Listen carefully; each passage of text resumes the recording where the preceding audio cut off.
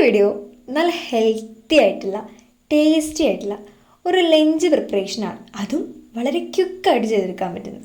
അപ്പോൾ എങ്ങനെയാണെന്ന് നോക്കിയാലോ. അതിന് വേണ്ടത് പാലും തൈരും ചോറുമാണ് കേട്ടോ. ഇപ്പോൾ നിങ്ങൾക്ക് സംഭവം മനസ്സിലായില്ലേ? തൈര് സാധനം ഉണ്ടാക്കാൻ പോണേ. അപ്പം നമുക്ക് നോക്കാം. ഫസ്റ്റ് ഞാനൊരു 2 സ്പൂൺ പാൽ ഒഴിച്ച് കൊടുത്തിട്ടുണ്ട്. അതിനുശേഷം നമ്മുടെ മിൽക്കി മിസ്റ്റിൻ്റെ കട്ട തൈരും കൂടെ ഒഴിച്ച് കൊടുത്ത് നല്ല ഉപ്പിട്ട് ആവശ്യത്തിന് ഉപ്പിട്ട് ഇളക്കി കൊടുക്കുക.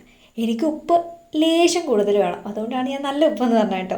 ഇഗ്നോർ ചെയ്യുക. ആവശ്യത്തിന് ഉപ്പിട്ട് നന്നായിട്ട് ഇളക്കി കൊടുക്കുക. തൈരിലേക്ക് പാൽ ഒഴിക്കുന്നത് തൈര് ഉച്ചയാകുമ്പോൾ പുളിച്ചു പോകും. അങ്ങനെ പുളിക്കാതിരിക്കാൻ വേണ്ടിയിട്ടാണ് കേട്ടോ.